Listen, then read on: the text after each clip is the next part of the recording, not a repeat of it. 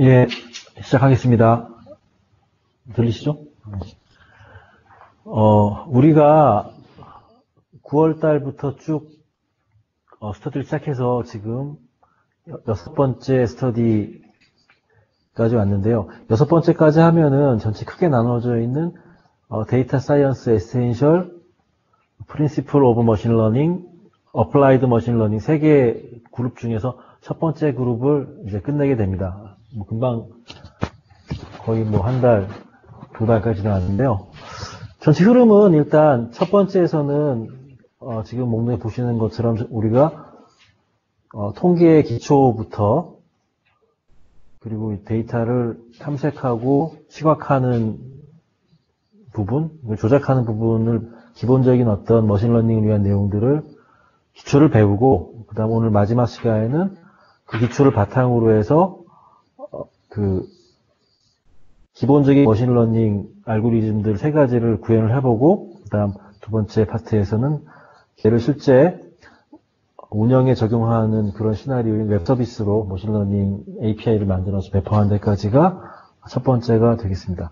다음 주부터는 시정 계속 해야 될 것 같은데 다음 주부터는 각각의 구체적인 머신러닝 알고리즘들을 좀 더 딥다이브하게 들어가서 숙달을 하는 그런 내용이 될 거고요. 그쪽 6개 모듈이 끝나면 마지막 모듈은 좀 이제 응용들이죠. 시계열 분석과 포캐스팅 쪽에 실전 사례 가지고 좀 이렇게 보여주는 부분, 그 다음에 이제 지리 데이터 분석, 텍스트 분석, 이미지 분석 이렇게 그 기본적인 머신러닝 약간 응용이 된 그런 고급 머신러닝들을 배우면서 전체 내용이 끝날 것 같습니다. 끝까지 가야 되겠죠? 몇 분 남아 계신 모르겠는데 저는 연내에 끝내면 좋겠는데 아니면 1월까지라도 열심히 해가지고 끝낼 수 있으면 합니다.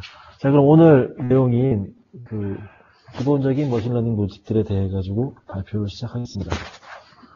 이게 GitHub에서 제공되는 슬라이드가 강좌하고 좀 틀리더라고요. 그 이유는 이 강좌가 한 2년 정도 됐는데 그 사이 업데이트가 되면서 온라인 쪽 내용하고 GitHub에 있는 컨텐츠하고 싱크가 깨져가지고 그런 것 같은데 좀 보완을 좀 하긴 했는데 좀 부족한 점이 있을 것 같긴 합니다. 최대한 보완했으니까 보시죠. 일단 머신러닝은 앞쪽에 빠진 부분이 AI의 하위 집합이다. AI로 Artificial Intelligence, 인공지능의 영역 중에서 부분 집합으로 머신러닝을 얘기하고 있고요. 머신러닝의 대표적인 3가지 방법이 클래시피케이션, 그리고 리귤레이션, 클러스터링 3가지가 있습니다. 나머지는 여기서 다 파생된 것들이 있고요. 좀 구체적으로 하면 약간 틀린 부분도 있어요. 약간 다른 부분들, 예를 들어 추천 쪽이나 아니면 동영상 이미지 분석 이런 것들은 약간 좀 바뀌어진 부분인데 결국 그것들도 클래시피케이션 같은 이런 기본적인 머신러닝 알고리즘의 확장판으로 볼 수 있기 때문에 가장 기본이 되는 거는 분류, 클래시피케이션 부분, 리귤레이션, 회귀 분석, 클러스터링 3개가 있습니다. 여기서 오늘은 이제 이 3가지에 대해서 이론적인 내용을 살펴보고 실제로 애저 머신러닝 스튜디오를 통해서 만들어보고 하는 부분이 제가 발표하는 데까지고요. 약간 시간은 걸릴 것 같은데 차근차근 해보겠습니다. 그리고 중요한 내용이 빠져가지고 추가를 시켰는데 강좌에서는 각각의 모델들을 어떻게 평가할 것이냐에 대해서도 좀 심도 깊게 얘기가 나오고 있습니다. 제가 처음에 머신러닝 스튜디오 쓸 때에 좀 당황했던 부분이 저 부분이에요. 다 모델을 만들어서 평가를 했는데 평가한 다음에 많은 그 평가 지표들이 떴는데 그 부분들이 익숙하지 않다 보니까 내가 잘하는 건지 못한 건지 파악이 잘 안 되고 좀 답답했었는데 이걸 배우면서 이게 이런 거였구나. 뒤에 계속 얘기드리겠습니다. 알게 됐습니다. 자, 클래시피케이션은 여기 yes, no 퀘스천에 대해서 얘기한다고 하죠. 그러니까 이게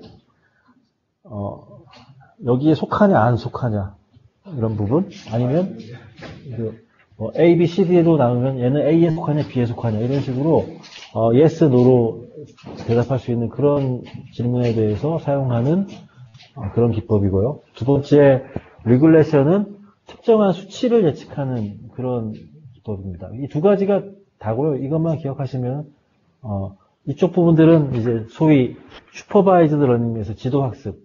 그러니까 지도학습은 뭐냐 하면 백데이터가 있는 거예요. 분류된 백데이터가 있어가지고 그 데이터 가지고 모델을 학습시키고 이제 그 데이터 중에 일부를 떼어서 또 테스트 데이터로 모델을 평가하고 할 수 있는 게 지도학습, 슈퍼바이즈드 러닝이고, 클러스터링 같은 경우에는 언슈퍼바이즈드 러닝이라고 하는데, 이거 뭐냐 하면 그런 어떤 기본적인 백 자료 없이 자료가 쫙 있으면 얘를 뭐 5개 그룹으로 나눠보자. 뭐 그룹핑이 되면은 그 그룹을 분석을 해가지고 그 그룹의 피처들이 어떤 특성을 갖고 있는지 분석해서 그룹핑을 하고 뭐 이런 거기 때문에 뒤에 얘기가 나오겠지만 지도학습, 즉 슈퍼바이즈드 러닝인 클래시피케이션 리그레이션은 이 이벨 평가하는 게 체계가 잡혀 있습니다. 그렇지만 클러스터링 같이 비지도학습, 언슈퍼바이즈드 러닝들은 이게 잘 분류가 된 건지 안 된 건지 판단하기가 굉장히 좀 쉽지 않다. 뭐 그런 언급들을 하고 있습니다. 먼저 이제 클래시피케이션부터 얘기를 드리면은 클래시피케이션은 아까 처음에 나온 것처럼 yes, no 퀘스천에 대해 가지고 얘기를 하는 부분이고 이런 그림들이 있으면은 여기서 의자가 어떤 거냐? 이 의자냐? 네, 아니다. 얘기할 수 있죠. 의자냐? 예, 얘기할 수 있는 거고요.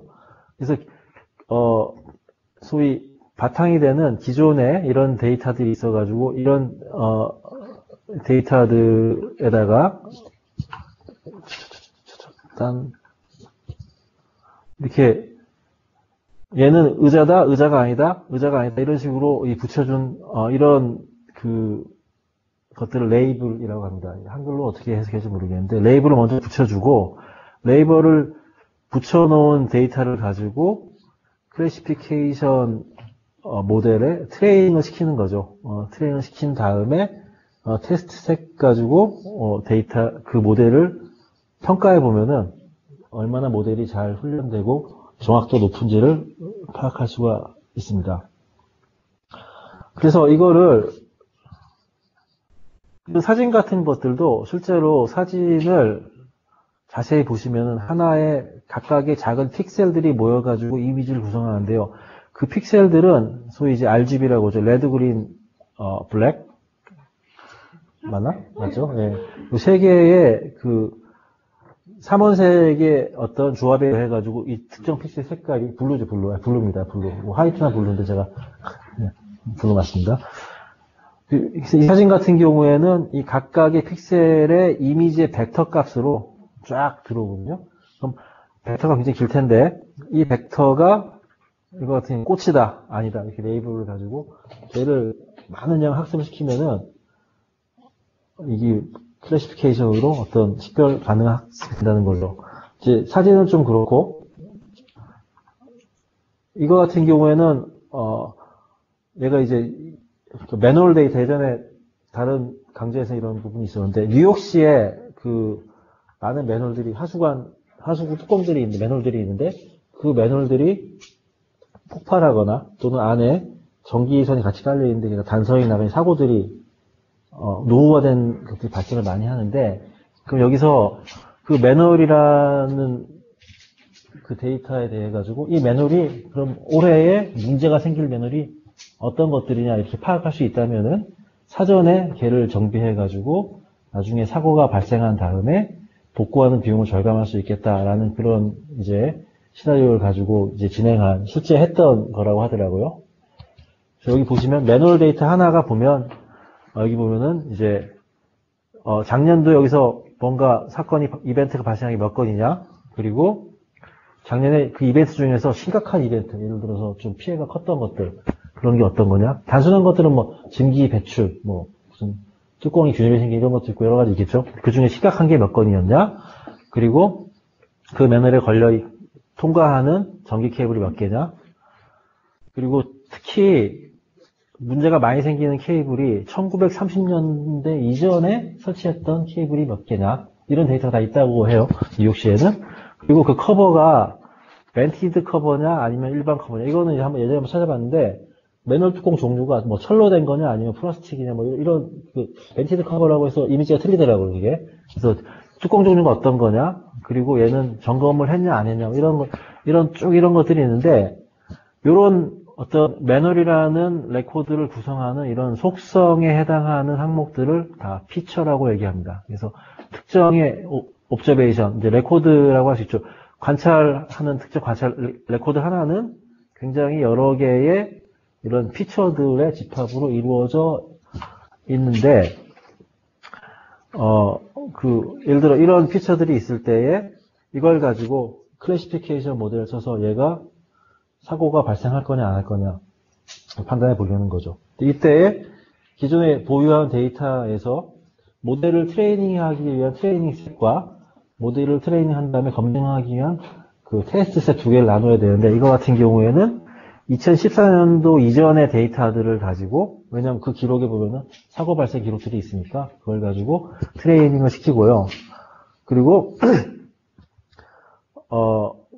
그 데이터 중에서 뭔가 문제가 발생했다고 한 부분들은 1이라는 그 레이블을 붙여가지고 식별을 해서 진행하겠다는 얘기입니다.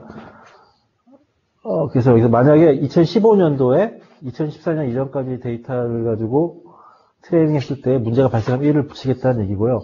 테스트 데이터는 그래서 2015년도에 문제가 발생한 것들을 표시한 게 있고, 그리고 트레이닝된 모델에다 2015년도에 넣어가지고 이제 예측한 그 두 개를 비교해서 보겠다는 거죠. 그래서 여기에 일단 피처들은 여기 이렇게 있는 것들을 레이블을 붙여서, 이런 경우에는 마이너스인 경우에는 문제가 없는 거고 1인 경우에는 문제가 있는 거고 이렇게 표시를 해가지고 레이블을 붙여가지고 데이터를 구성을 하고요.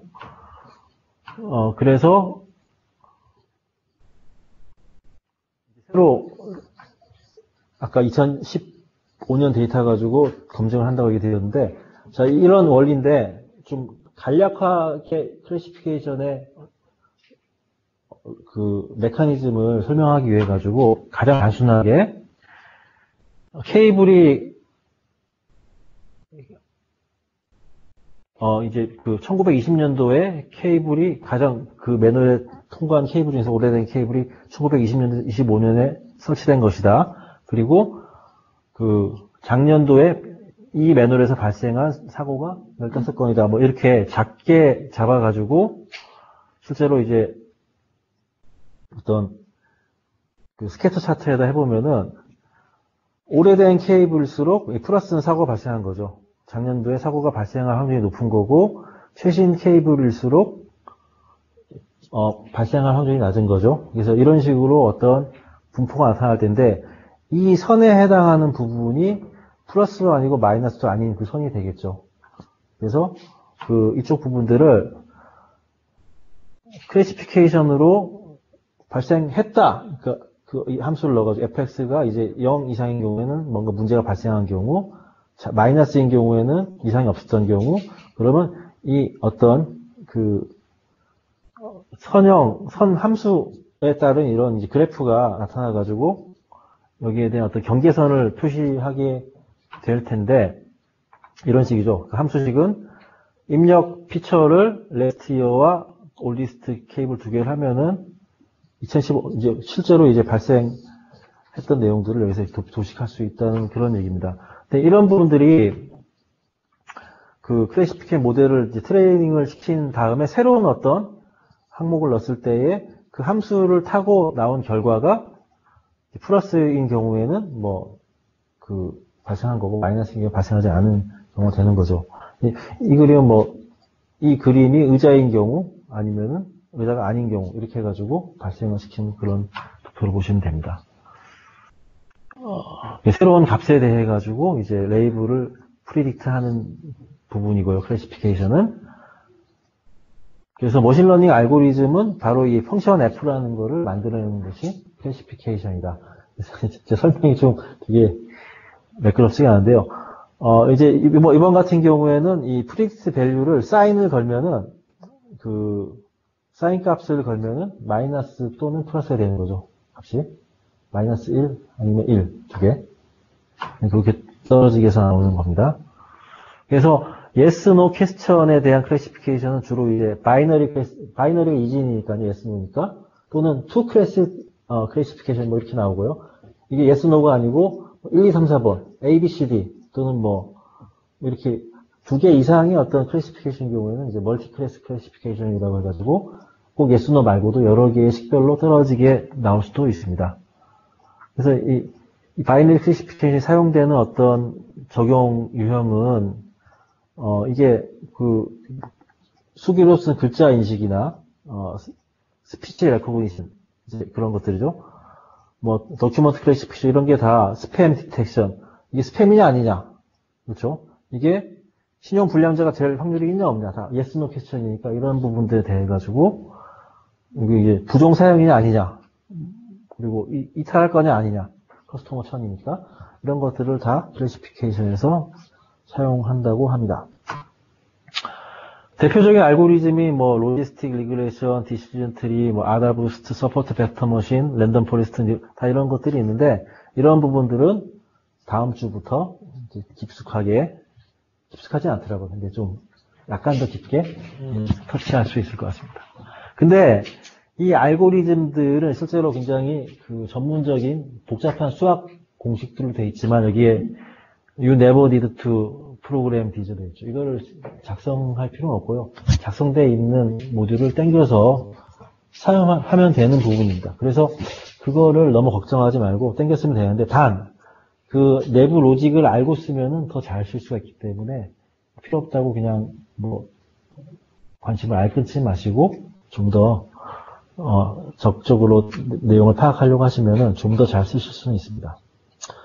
그러면 실제로 애저 머신러닝에서 클래시피케이션 모델을 만들어 본 건데요. 이건 이제 강좌를 보고 제가 한번 구성을 해봤습니다. 이 부분이 이제 저희가 배운 것들이 많죠. 먼저 데이터셋이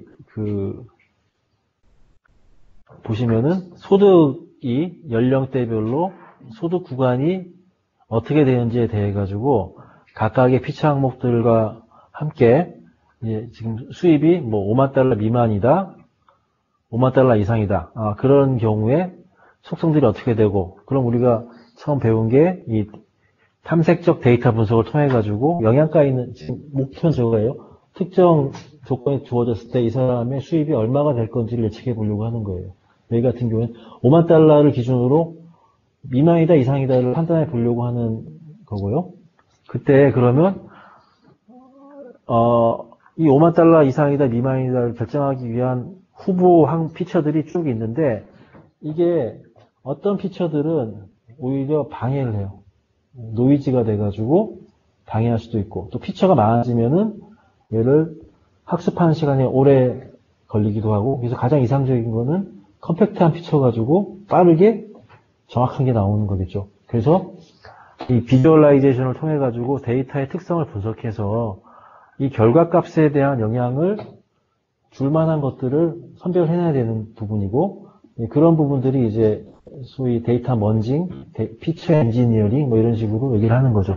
저희가 그동안 공부했던 것들은 이런 것들이 있는데 이건 이제 다음 과정에 더 자세히 나올 텐데 일단 뭐 이런 식으로 컬럼을 찍었을 때 분포가 극히 편향되어 있거나 이런 부분들은 보통은 쓸모가 없어요. 데이터가 이렇게 좀 잘 퍼져 있거나 특히 정규 분포에 따라서 잘 퍼져 있는 이런 피처들은 모델에 굉장히 긍정적인 영향을 주고 극단적으로 치우쳐져 있거나 아예 비어 있거나 그런 값들은 일단은 제외하고 가는 게 좋습니다. 그래서 여기 보시면은 여기에 캐피탈 게인이니 캐피탈 로스니 이런 부분들은 별로 네이티브 컨트리니 대부분 미국 사람만 조사했으니까 이게 별로 의미가 없겠죠. 상식적으로도. 그래서 비즈니스 도메인 알리지와 결합해서 이런 부분들을 먼저 발라내야 되는데 한 번에 안 발라지겠죠. 반복적으로 하면서 추가할 건 추가하고 잡아야 되고요. 그 다음에 기억나시는지 모르겠지만 여기서 하나씩 보시죠. 그래서 먼저 처음에 하는 거는 컬럼 중에서 그런 변별력이 떨어지는 컬럼들을 이렇게 뺐죠. 뺐습니다. 빼서 얘는 머신러닝 학습을 시킬 때 항목에서 제외를 시켜라 한 거고요. 자, 노멀라이즈 데이터는 이거 같은 경우에는 숫자 컬럼, 모든 숫자 컬럼에 대해 가지고 min, max 방식으로 값의 단위를, 스케일을 통일시킨 거죠.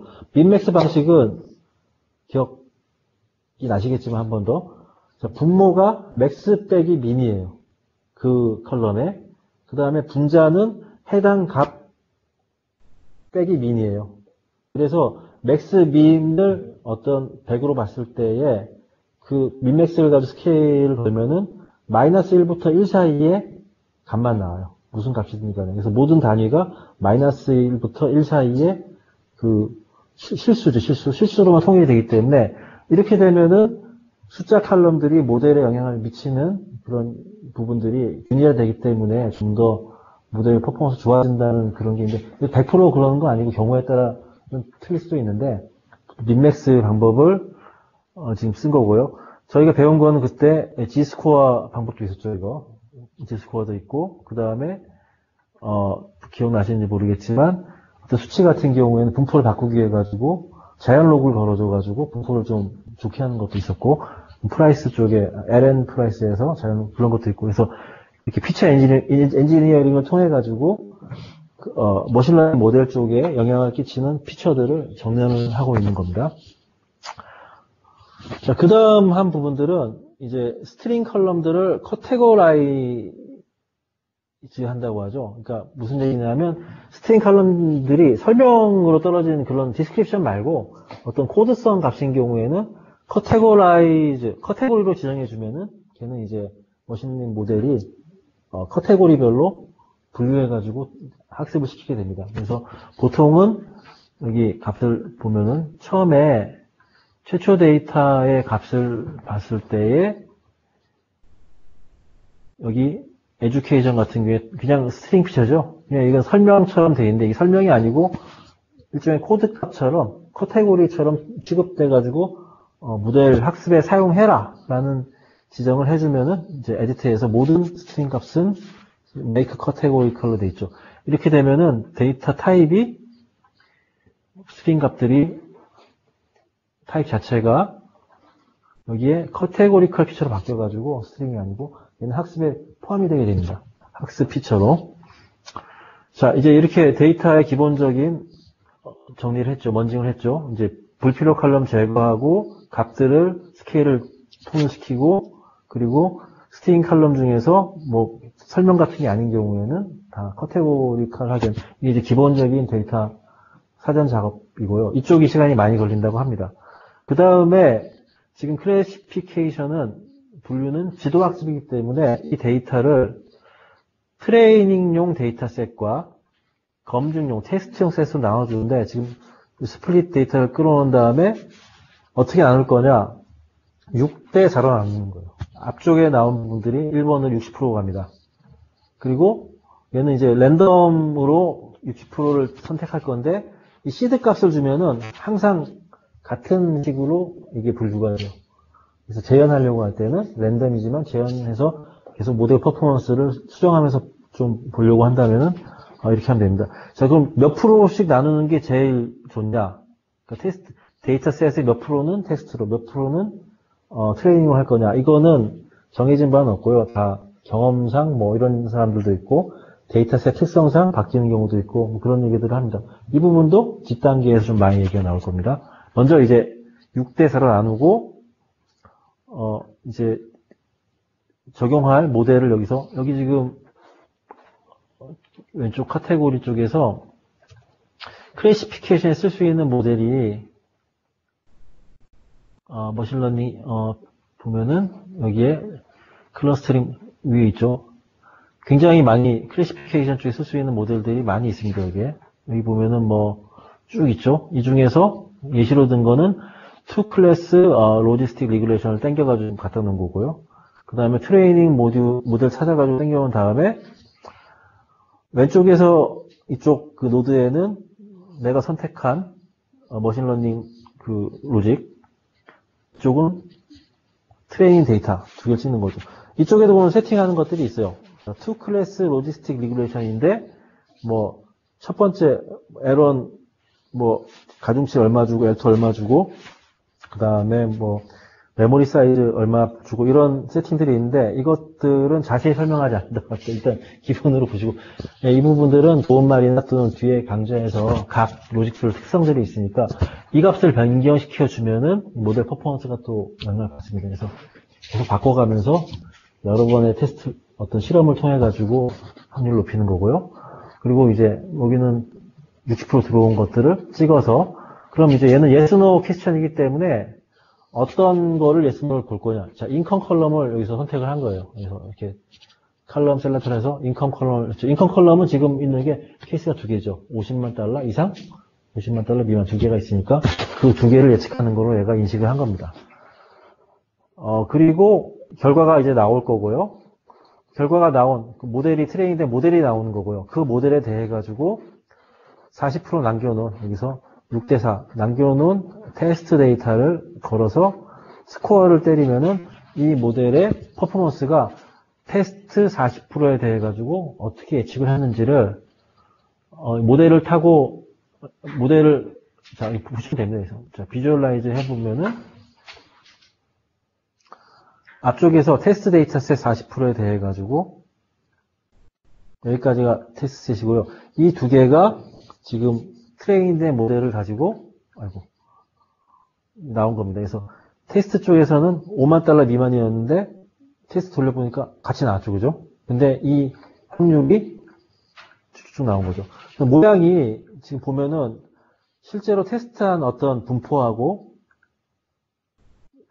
거의 똑같이 나왔죠. 그래서 굉장히 좀 좋은 것처럼 볼 수가 있는데 이 로우 데이터는 여기서 보시고요. 또 실제로 얘가 퍼포먼스가 어떤지는 이렇게 스코어링 된 거를 드래그해서 이밸류에이트 모델이라는 걸 당겨서 놓으시면은 그 다음 돌려보면은 이쪽을 이제 비주얼라이즈 해보면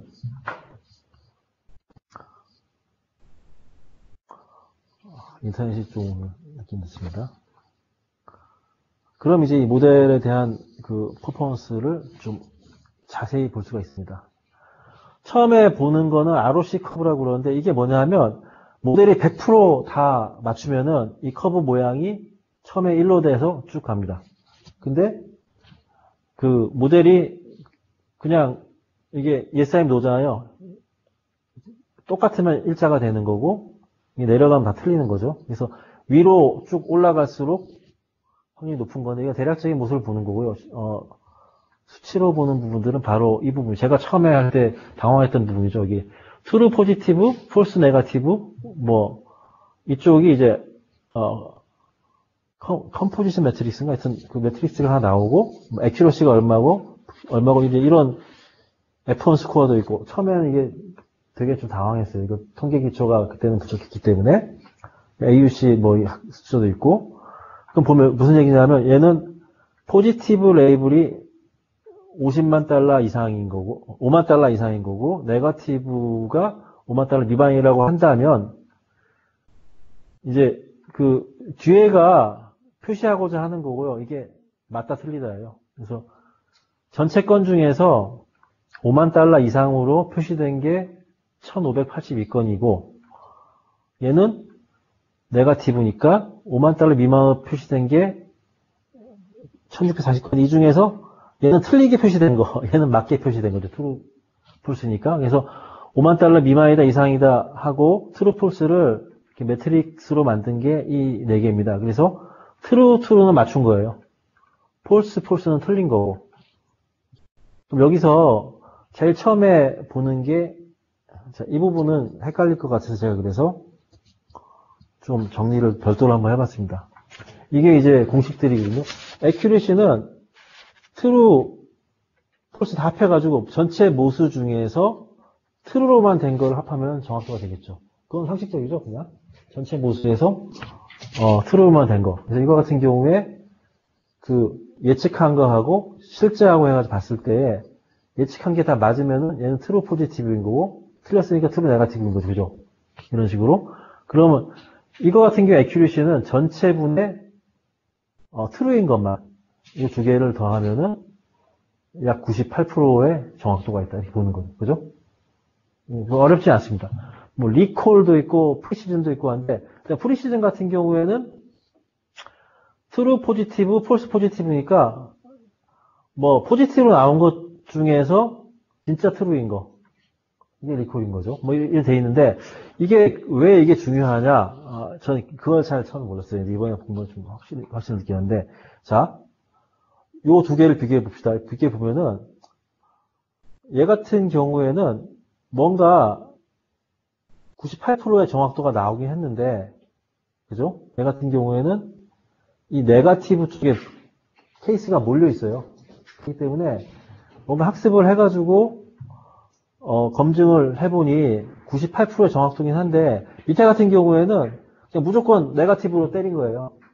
머신러닝 안 돌리고. 근데 확률이 985예요, 얘는. 얘는 머신러닝 돌려가지고 했더니 98인데 그 머신러닝 하지 않고 그냥 네거티브로만 다 판정해도 얘는 98.5%가 나옵니다. 그러니까 이거는 그 예전에 뭐 무슨 역설이 있었죠? 그 신장 결석 나올 때. 그 마찬가지로 머신러닝 높여서 이게 높이 나온 것 같지만 실제로 낮게 나온 거예요, 이게. 그러니까 어떤 이 네 개의 매트릭스에서 스큐가 있을 경우에 편중된 값이 있을 경우에 그 단순하게 액큐러시만 가지고는 좋다 나쁘다 판단이 이상일 수 있기 때문에 이런 보안 값들이 있는데 쉽게 생각해서 가장 이상적으로 잘 맞췄을 때 이거 같은 경우에 포지티브가 제일 많죠. 그러니까 전체 101건 중에서 포지티브 틀린 게 2건인 거죠.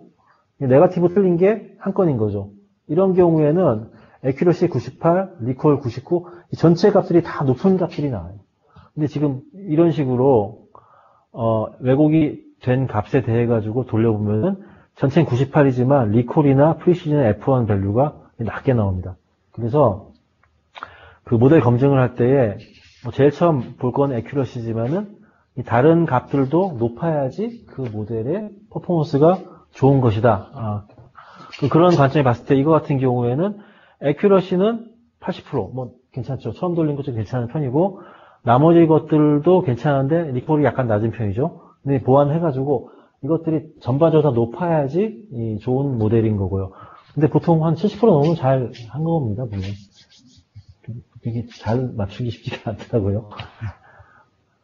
자, 그래서 여기까지 해서 이제 첫 번째 대표적인 클래시피케이션을 한번 살펴봤습니다.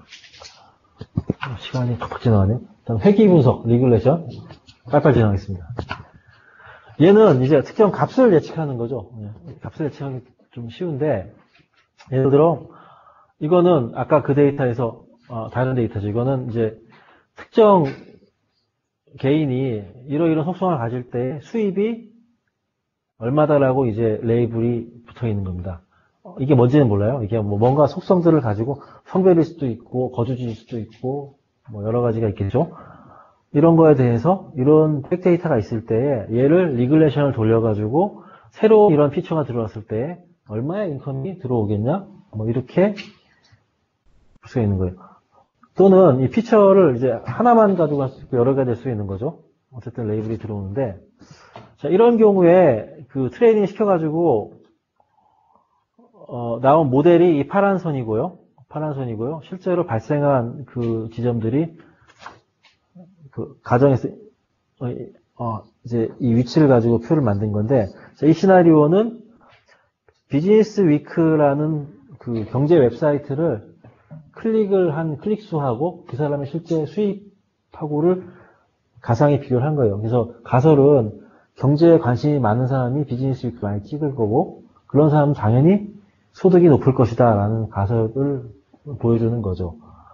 근데 이게 이제 모델을 이제 오버피팅이라고 하죠. 학습을 너무 과도하게 시키면은 그 샘플 테스트 셋과 그 트레이닝 셋에 대해 가지고는 잘 맞는데 신규 데이터에는 완전히 이상하게 나오는 경우가 있어요. 그래서 그건 너무 과도하게 트레이닝 시켜서 그렇다라고 해서 오버피팅이라고 그러는데 이게 오버피팅인 경우도 있고 또는 굉장히 심플하게 모델을 만들어 가지고 즉 피처를 되게 단순하게 해서 트레이닝 시키면 이렇게 그냥 쭉 어떤 추세는 나오지만 그렇지만 그 좀 편차가 있는 거죠. 큰 추세만 나오고 이런 경우는 이제 언더피팅이라고 하시고 언더피팅일 수도 있는데 이상적인 모습은 어느 정도 그 내가 만든 모델과 실제 발생하는 케이스들 사이에 이 거리가 최소화될 때에 굉장히 좋은 모델인 게 되겠죠. 그래서 아까 클래시피케이션은 뭐 트루 포지티브, 폴스 포지티브 이런 거 가지고 애큐러시, 프리시전 이런 걸로 모델을 평가했는데 이 리그레션 모델에 대한 평가는 내가 만든 이 모델과 실제 발생한 이 케이스 간의 테스트 케이스 간의 거리의 합을 가지고 그 합이 작을 경우에 모델이 좋다고 평가를 합니다. 전반적으로. 제 그 식이 좀 처음 보기에 전문 용어가 영어 용어가 많아가지고 난해한데 전체 흐름은 그렇거든요. 그래서 리그레이션은 이제 이렇게 설명한 내용 그대로고요. 어떤 특정한 이런 피처들을 가지고 그 레이블을 추정하는 건데 아까 같이 그 비즈니스 위크 그냥 클릭만 수만 가지고 소득을 추정한다는 건 걔는 너무 단순한 거죠. 선밖에 안 나오겠죠. 그래서 좀 잘 하려면 피처들을 추가를 해야 되는데 이거 같은 경우에 예를 들어서 뭐 그 고급 어떤 가구 웹사이트에 방문했던 방문 건수를 거기 추가한다든지 근데 여기 뭐 3, 뭐 10, 100 이런 게 있죠. 이거는 가중치예요. 웨이트. 그래서 여기에 매일 이메일을 보내는 사람의 숫자를 디스팅트 했을 때에 그 사람 수를 곱하기 100을 한다든지 그거는 뭐냐면 활발하게 뭔가 비즈니스 활동을 한다로 가정을 했을 때 이런 식으로 그 피처를 너무 단순화하지 않고 핵심 피처들을 만들어가지고 그 피처들을 추가해서 모델을 학습을 시키면은 좀 더 좋은 결과가 나올 수 있는 거죠. 여기 이제 가중치 개념도 있는데 이런 가중치 같은 것들도 사실 신중하게 고려해 볼 필요가 있는 그런 내용들입니다. 그래서 이런 리그레션은 어떤 돈에 대한 어떤 추정, 예측 또는 뭐 상품이나 에너지에 대한 수요 예측 이런 데 흔히 쓰이는 그런 내용이요. 회사에서 내년도 매출 예측에는 뭐 이런 거 다 회계 분석을 써가지고 하게 됩니다. 그 실제 이제 또 우리 머신러닝 쪽을 해보면은 얘도 거의 유사합니다. 두 번째 이제 가격 예측인 거죠. 여기서 가격 예측을 가지고 만들어 봤는데 네? 이 부분은 그때 자동차하고 자동차 메이커하고 뭐 조인 걸어가지고 컬럼하고 쭉쭉 했었죠. 필요 컬럼 하고 그리고 좀 기억에 남는 건 이때 가격을 저 데이터 비주얼라이즈 한번 해보겠습니다. 가격이 기억을 한번 되살려 보죠. 여기에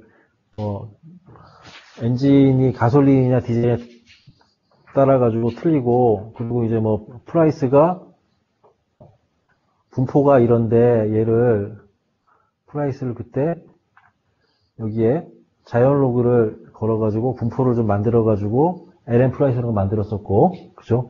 그런 작업도 했었고 실린더 개수 같은 경우에 넘버 오브 실린더가 저기 있었나요? 어디였지? 넘버 오브 실린더가 좀 분포가 좀 여기죠. 분포가 치우쳐져 있으니까 그룹핑 해가지고 뭐 4개 미만 몇 개 이상 그룹핑해서 좀 변별로 높이는 작업도 하고 그런 그 데이터 사전 작업들을 좀 했었죠.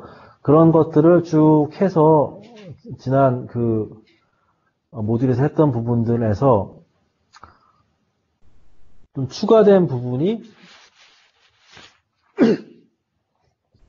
여기 일단 모든 뉴메릭 타입들은 이제 Z 스코어로 G 스코어 방식으로 스케일을 조정을 했고 그 다음에 지금 프라이스가 두 개가 있어요. LM 프라이스에서 아까 자이언 로그를 건 프라이스가 있고 원 데이터 프라이스가 있는데 두 개가 이제 서로 혼선을 줄 수 있으니까 기존 프라이스는 날렸습니다. 그래서 익스클루드 해버렸죠. 날리는 건 뭐 똑같습니다. 이 컬럼 셀렉터는 공통 모듈이기 때문에 그래서 전체 컬럼 중에서 프라이스를 날려버렸고요. 자, 이제 얘도 지도 학습이기 때문에 이 데이터를 반드시 트레이닝 셋과 그리고 이제 셋 두 개 나누는 거죠. 이거 같은 경우에는 10대 3으로 모델 트레인 7로 테스트는 3으로 이렇게 나눈 거죠. 그리고 로직은 리니어 리그레션 쓰는데 여기도 마찬가지로 뭐 옵션들이 있는데요. 옵션들은 생략하고 그냥 일단 기본 값으로 하고 고치긴 고쳤어요. 여기 그 예시를 보니까 이쪽에 웨이트 주는 가중치 값을 원래 디폴트가 1인데 얘를 되게 작게 만들더라고요. 여기서 가중치를 낮게 해가지고 뭐 돌리는 그런 식으로 진행을 하고 트레이닝 모델은 뭘 그러면 추정할래? 뭘 프리딕트 할래? 아까 LM 프라이스 자연 로그를 걸어준 이제 스케일이 좀 퍼져 있는 값이 좀 퍼져 있는 그 값을 하겠다. 이렇게 돌려가지고 스코어 모델 쪽으로 가면은 이제 그 테스트 데이터 30%가 여기 만들어진 거에 대해 가지고 LM 프라이스에 대해 가지고 이번에 예측한 값이 나오는 거죠. 딱 분포를 보시면은 이제 전체 분포가 이렇게 약간 차이는 있죠. 차이는 있는데 자, 이거를 이렇게 비교를 실제로 두 개를 해보면은 이렇게 상관관계가 나옵니다. 어느 정도 이제 우상향의 관계가 나오는데 이런 아웃라이어들이 있죠. 튀는 애들이. 이런 부분들은 이 모델에서 좀 소화를 못 시키는 케이스들인데 이런 케이스들을 분석을 해가지고 모델을 계속 진화를 시켜야 됩니다. 진화로 해야 되겠죠. 발전을 시켜야 됩니다. 근데 여기 이제 강좌에서는 이런 값들의 원인은 뭐 더 분석을 해봐야 되겠지만 전 단계에서 럭셔리 카들, 가솔린인데 굉장히 비싼 차들은 굉장히 특이한 어떤 가격대와 연비와 이런 패턴들을 보이기 때문에 그럼 럭셔리카를 제외하고 돌리면 이게 좀 더 높아지고 럭셔리카 그룹을 빼가지고 다시 모델을 만들고 하면 좀 더 성능이 좋은 예측을 할 수 있는 나오지 않을까 뭐 그런 얘기를 좀 하고 있었습니다. 그래서 그렇게 된 것들 이제 이밸류에이션 해보면은 자 여기에 보면은 이 나오는 내용들이 있죠. 아까 클래시피케이션에 나오는 그런 뭐 트루폴스 매트릭스와 무슨 프리시즌, 리콜인 이런 거 대신 이 리니어 리그레션은 평가 매트릭이 이게 민 앱솔루트 에러가 아까 우리 모델이 그리는 어떤 그 라인에서 실제 발생한 케이스와의 절대값 편차의 그 평균이죠. 그걸 다 썸을 한 다음에 케이스 나누면 저게 나오는 거고요. 루트 민 스퀘어드 에러는 제곱으로 한 다음에 루트 걸어서 예전에 표준 편차하고 비슷한 그런 컨셉. 다 이런 컨셉들인데요. 그리고 뭐 렐러티블리 뭐 에러 이런 것들이 있는데 이거에 대한 어떤 설명을 한참 해요. 뒤에서 뒤쪽에 보면 이제 간단하게 설명드리면 이 점들이 지금 발생한 케이스들이거든요. 그럼 거기에 표본 평균을 쭉 내고요. 표본 평균을 쭉 내고요. 이 표본 평균하고 실제 케이스 간의 어떤 거리를 차이를 구해가지고 제곱한 게 이게 SST가 sum of squared total인가? 약자가 되게 많아서 뭐 그런 것들도 있고 아니면은 이 지금 머신러닝 모델 나온 것과의 이 편차, 케이스의 편차 또는 이 머신러닝 모델과 이 표본 평균의 이 편차들의 합, 뭐 그런 것들이 다 이 모델을 평가할 수 있는 지표들이 되는 겁니다. 근데 이게 모델이 정말 잘 나오면 어떤 현상이 발생하냐 하면은 이 편차들이 다 없죠. 그죠? 실제 발생한 값하고. 그래서 이게 그 전체 여기서 쭉 그 표본 평균을 낸 거하고 실제 발생한 값과의 편차 값들과 이 모델의 값이 이게 예를 들어 이 표본 평균에 다 일치해서 점이 발생하는 과정에 보세요. 이 합이 0이 되겠죠, 편차가. 그죠? 마찬가지로 모델도 잘 만들어지면은 이 똑같아지기 때문에 두 개가 같은 편차가 값이 똑같아지는 그런 케이스가 발생을 하는 거예요. 여기서 이 두 개, 그래서 여기서 R 제곱이 뭐냐 하면은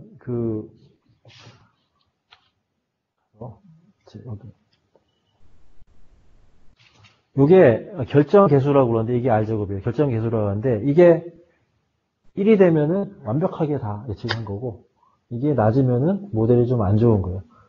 설명이 급 단순하게 끝냈는데, 저게 양이 좀 많아요, 이게는. 기억하실 거는 어차피 얘가 높으면 좋은 거예요, 얘가 높으면 좋은 거예요. 안 움직이네? 예. 얘가 높으면 좋은 겁니다. 결정계수라고 해서.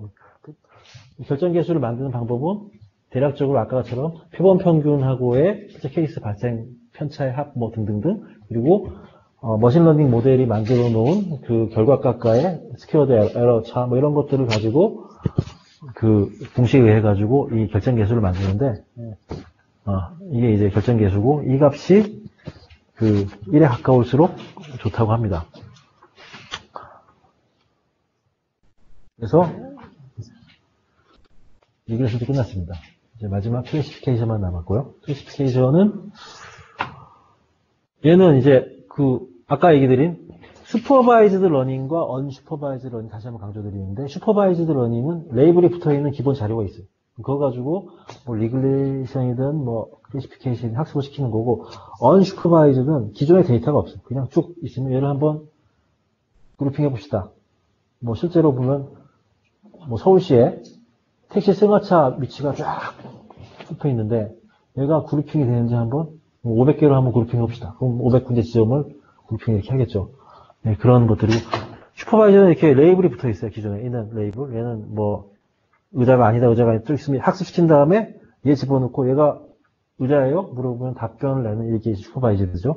근데 언슈퍼바이저드는 이제 이런 데이터가 있으면 얘 한번 3개로 그룹핑 해봅시다. 그러면은 특성들이 여러 가지가 있겠죠. 그 특성들을 발이 2개인 거, 발이 4개인 거, 뭐 이런 식으로 각각의 갖고 있는 피처의 특성들을 가지고 조합을 하는 건데, 이거를 사람이 하는 게 아니고 머신이 해주면 이제 머신 만드는 거죠. 이게. 그래서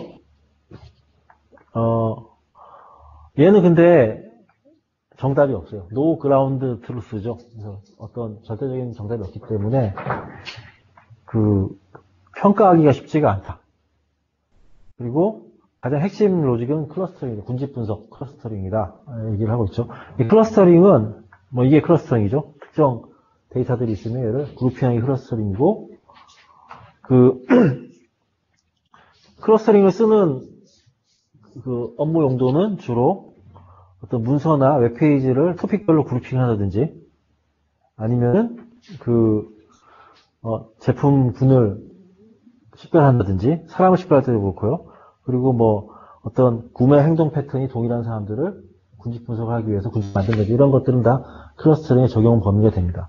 대표적인 로직이 K-means 클러스터링인데, 얘는 먼저 클러스터 숫자를 내가 지정을 딱 해주면은 5개 그룹을 하겠다. K예요, K. 그래서 K를 주면은 랜덤하게 먼저 그 숫자만큼 점을 찍고, 그 다음에 모든 케이스들을 그 점에 가장 가까운 점으로 다 그룹핑을 하고, 그룹이 만들어지면은 그 그룹의 중앙 위치로 그 점을 이동시키고, 다시 또 그룹핑을 하고, 뭐 이런 식으로 계속 반복해가지고 그룹을 만드는 그런 겁니다. 그래서 처음에 5개로 하겠다 그러면 임의의 5개의 점을 찍고요.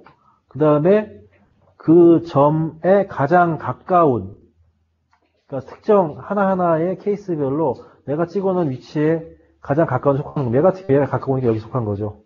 얘 안 속하고, 얘 같은 경우는 여기가 가까운 속한 거고, 이런 식으로 해서 그룹핑이 5개가 나오게 됩니다. 데이터셋에 대해 가지고. 그 다음에는 일단 그룹핑 된 것들의 가장 중심 위치로 점을 이동을 시키고요. 이런 과정들을 계속 반복해가지고 그룹을 만드는 거죠. 그래서 이거를 동영상이 있길래 한번 제가, 자, 5개를 찍었죠. 그 다음에 이 5개의 점에 대해 가지고 특정 위치에서 가장 가까운 위치로 얘를 그룹핑을 시키는 겁니다. 그러면은 1차적으로 그룹핑이 된 부분이 이게 좀 이렇게 그룹핑이 되죠. 그러면 그 다음에는 그룹들의 중심 위치로 이 점들을 각 그룹별로 이제 이동을 시키는 거죠. 중심점을. 그럼 이렇게 이동이 되고요. 이동된 다음에 다시 또 모든 점들을 어떤 그룹에 가장 가까운지를 하면서 이렇게 이동을 시키는 거죠. 이렇게 이동이 되면서 이 군집들이 명확해지는, 이거를 몇 번을 반복할 거냐, 뭐 이런 것들이 K-mean 알고리즘 할 때의 파라미터가 됩니다. 실제로 이제 보시죠. 세 번째, 마지막 예제인데, 1시간 정도인데, 빨리.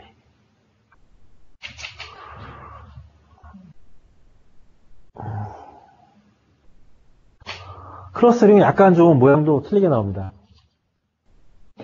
지금 예제는, 아까 처음에 했던 그 데이터죠. 수입. 5만 불 이상이냐, 미만이냐. 근데 여기서 이 데이터인데, 얘를 없애고요. 얘를 없애버리고, 저거죠. 5만 불로 나누는 게 과연, 군집이 나눠지는 건지, 또는 이 금액 구간대 컬럼 없애고, 자, 이 사람들은 어떤 식으로 그룹핑이 되는지 알아보자. 이런 주제를 가지고 머신러닝을 본다고 보시면 됩니다. 컬럼 셋을 잡을 때에, 아까 똑같은 데이터니까, 편차가 많은 애들은 다 뺀 거죠. 추가해서 아까 수입 구간도 뺐습니다. 얘는 두 개를 나누는 게 너무 명확하게 주기 때문에 계속 빼버린 거죠. 영향을 줄 만한 다 빼버리고요. 그 다음에 정규화, 똑같이 맥스민 방식으로 모든 숫자 값을 정규화 시키고, 그 다음에 스트링 값들은 다 커테고라이즈를 시키고요. 그 다음에 아까 리그레이션하고 클래시피케이션은 데이터 셋을 나눴는데, 얘는 언슈퍼바이즈 러닝이기 때문에 데이터 나누지 않고 바로 이제 밑으로 트레이닝 들어가는데, 들어가기 전에 한 가지 더 한 게 있어요. 제가 아까 convert to indicator value라고 했죠. 이거는 기억나시는지 모르겠는데, 커테고라이즈 된 컬럼들을 다 컬럼으로 풀어내는 작업을 해서 그룹핑 할 때 좀 더 성능을 올리기 위해서 한 겁니다. 이런 식으로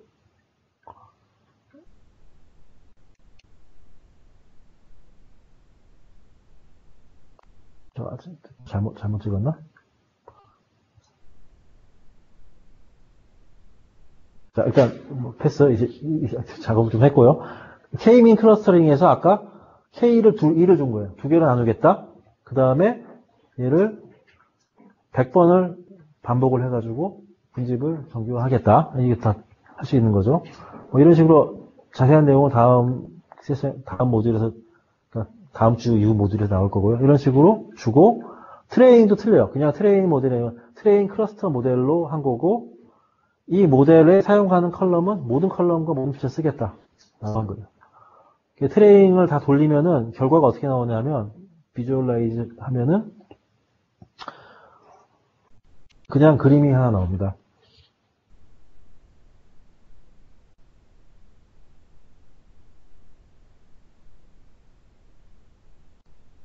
이게 네트워크. 이렇게 두 개의 군집이 이렇게 나오는 거죠. 이게 보면은 0번 클러스터가 더 크고 그 안에 1번 클러스터가 포함되는 식으로 이제 시각화해서 클러스터가 보이는 거고요. 여기에 모델의 평가는 어떻게 하느냐? 모델 평가는 여기 보면은 이게 거리죠. 그 클러스터 중심부터의 평균 거리. 다른 클러스터와의 거리. 이제 클러스터 0번 그룹에 대해 가지고 이 값이 크면 클수록 분산되어 있는 거고요. 값이 작으면은 클러스터의 밀집도가 높은 거예요. 그래서 여기에 보면은 포인트 숫자. 이제 평가의 핵심은 이 수치가 작을수록 밀집도가 높은 클러스터다. 이렇게 보시면 됩니다. 여기 보면 이제 맥스민 값들도 볼 수 있고 한데, 그렇게 보시고요. 여기 좀 특징적인 거는 이 결과로 나온 것들은 실제로는 컬럼으로 떨어질 수 있을 때, 같은 데서 땡겼죠. 보시면은 모든 컬럼으로 하면, 아까 여기 어펜드로 됐기 때문에, 이게 좀 이상한데?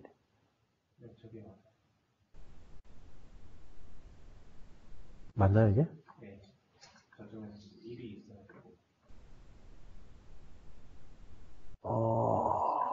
제가 약간 잘못한 것 같은데, 급하게 한다고.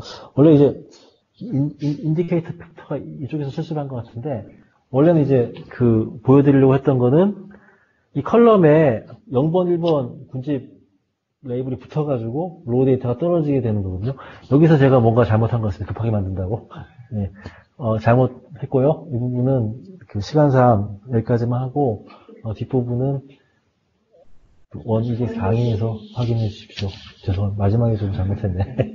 네, 이런 식으로, 이 클러스터링 모델은 평가는 그 센터와의 거리를 가지고 군주들 보는 걸 평가를 하고, 그다음 실제 값 활용은 로우 데이터 떨어지면은 거기에 클러스터 1에 속한지 0에 속한지 붙거든요. 걔를 받아가지고 아웃풋으로 나오는 식으로 해서 사용할 수가 있습니다. 그래서 저는 발표를 여기까지 하겠습니다. 감사합니다.